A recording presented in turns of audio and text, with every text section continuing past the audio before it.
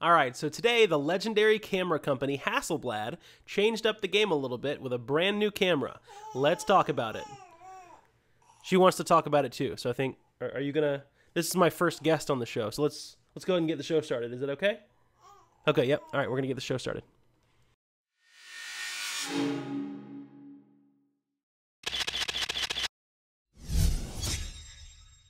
Welcome back, everyone. My name is Eric Marks with FindingMiddleEarth.com, and today we have our first guest on the show. This is my 2.5-month-old daughter, Scarlett.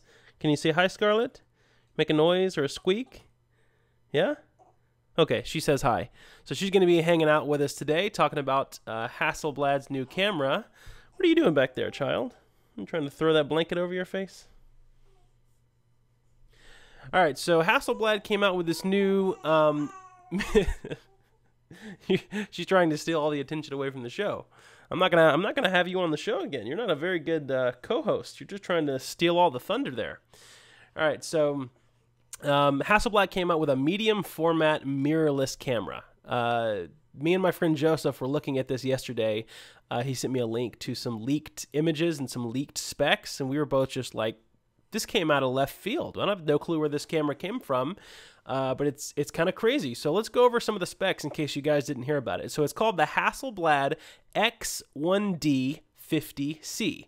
The specs at first look very intriguing, but I don't really know where I stand on the camera right now. So I thought I would make this video and we'll have a fun conversation about it in the comments.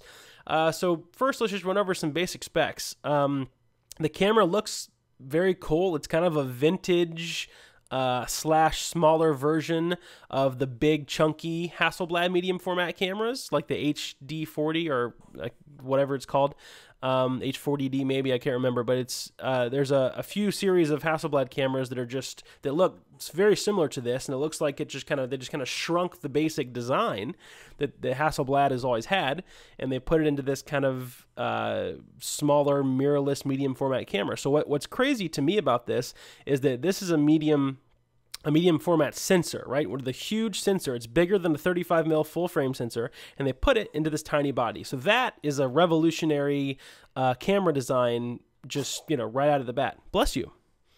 Right out of the bat, that is a revolutionary design. I think that it's insane that they were able to put that kind of technology into a small camera. So that has something to be said on its own, right? I can't really beat the camera up too much because that's awesome, and I think this whole camera has great potential. So it's a 50 megapixel sensor, okay? That's awesome. That's going to intrigue a lot of people, a lot of landscape shooters. It has a 14-stop dynamic range, okay? It has full HD 1080p video, only shoots 25 frames per second.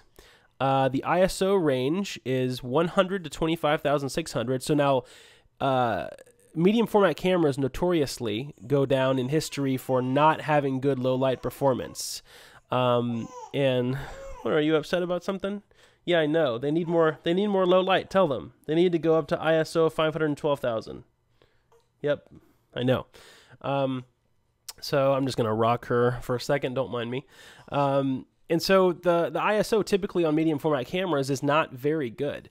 It's just the big sensors, the big medium format sensors are more so just made to be in a studio doing product photography and portrait photography, and they've always typically been used that way at ISO 100, and they're not used for in the field stuff typically.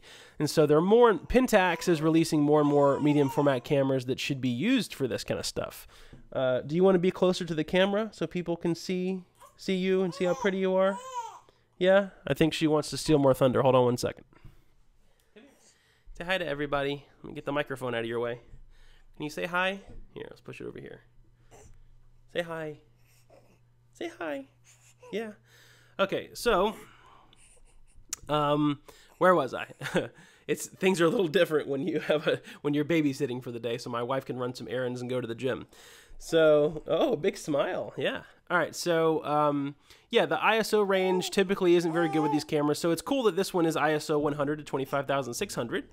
And then it says the shutter speed is 60 minutes all the way up to 1/2000th of a second. That's a little disappointing, honestly, because 2,000th of a second is really, you know, not that great when you're talking about really bright daylight and you want to get the shallow depth of field shots. My cameras all go up to 1/8,000th of a second. And that's, I mean, sometimes I use 1/8,000th of a second if I'm shooting on a bright sunny day and I want to shoot it at f2.8, right? You got to crank that shutter speed down so you can open up your aperture. So that's a little disappointing. It's got a 3-inch LCD monitor, 920K dot. It's not a flippy screen. So, hey, what's wrong? What's wrong? I think she wants it to be a flippy screen. Hey. You're okay. Okay. Here you go. Yeah. You want it to be a flippy screen? Okay.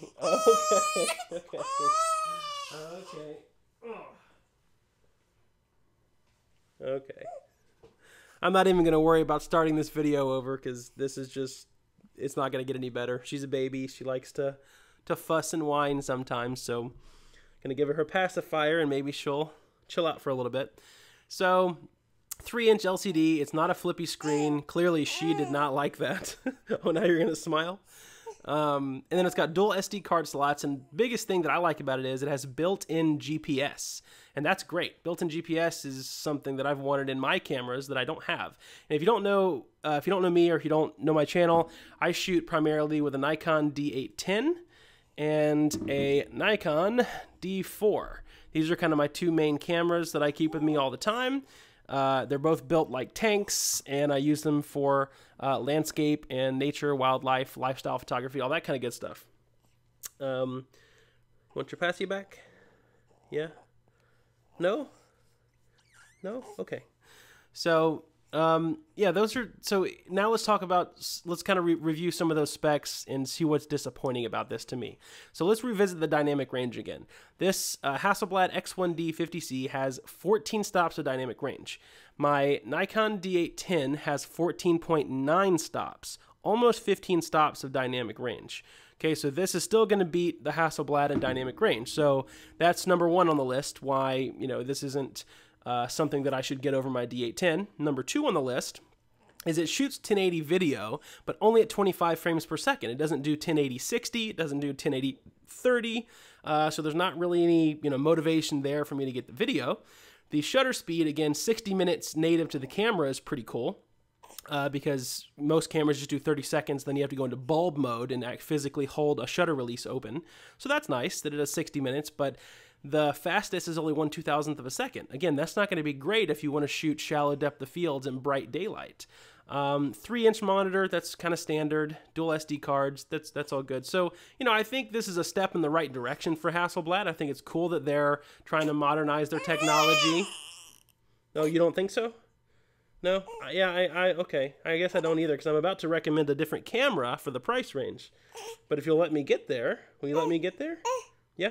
Can I get there, please? So I can tell all these people about the new camera? Yeah? Haha, yeah? Okay. No. Okay. So, the new camera, this Hasselblad camera, come on. I'm just trying to tell him. Please. Please. Can I tell him? So the new Hasselblad camera is $8,995 US. That's an expensive price tag for the specs that you're getting here. It's cool that they stuck a medium format sensor in the small body. So what you're really paying for is that big medium format sensor. That's what you're paying for, big time. So I would recommend, honestly, for that kind of money, to go a little cheaper and get the Pentax 645Z. If anybody knows anything about Pentax, they actually make really good medium format cameras. The Pentax 645Z, okay, is a 51 megapixel camera. It's got a 3.2 inch screen, so 2 inches bigger, or 0.2 inches bigger than the other screen. And it's got, it is a flippy screen, flippy tilty screen, so that's awesome. It does full 1080 video at 60 frames, 30 frames, and 24 frames, so already better video. And the ISO sensitivity is about the same. It shoots 3 frames per second. It's fully weather sealed, magnesium alloy body. I didn't see this Hasselblad if it was weather sealed or not. I'm assuming the new Hasselblad is, but it didn't say anything about it on the specs. But regardless, this Pentax 645Z is built, I mean, just unbelievably well. I used to own a Pentax 645D that I played around with that I got used for a good deal. And that camera, I mean, literally felt like I could throw it across the room and it would be fine. So, yeah, this Pentax 645Z coming in at $6,995 is significantly less money and, in my opinion, a better camera. I mean, you get more for your money. You get the bigger body. The only thing you don't get is if you want that, you know, the tiny, compact, mirrorless camera feel. It's the only thing you might pay a little more for to go with the Hasselblad. So, you know, think about that. But if you want a smaller camera than the Pentax 645Z, get a... I'm about to tell them about our Nikon cameras. Hey, we like Nikon cameras. So if you want the smaller body, get a Nikon D810 or wait for the successor to this, probably this September, which is the D850. And then you have a smaller camera than a medium format, and the image quality that comes out of the D810 is unbelievably good.